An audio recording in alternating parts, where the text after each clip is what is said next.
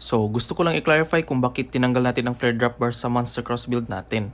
Marami na kasi nagsabi na, dapat i-wheelie mo ang bike, dapat i-modify ang gate, etc. etc.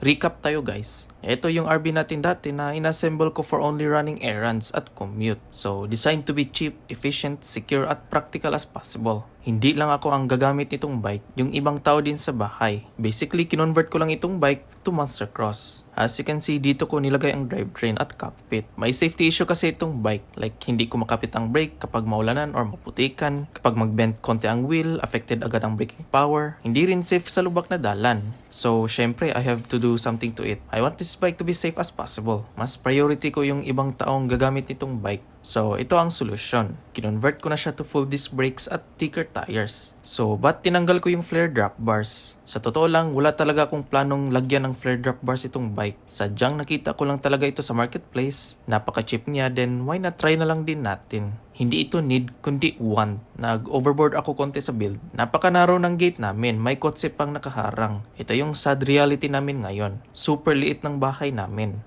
And having a narrow drop bar solves the problem. Kita nyo na madali lang siyang ilabas. Yung flare drop bars mas wider kasi siya. Na-try ko na lahat ng method, imposible talagang malabas. Ayaw kong i-trade ang pagka-practicality nitong bike sa flare drop bars na unnecessary. Isa din ito sa rason kung bakit hindi ako nag-straight bars sa mga bike build natin. Next time na lang yan guys.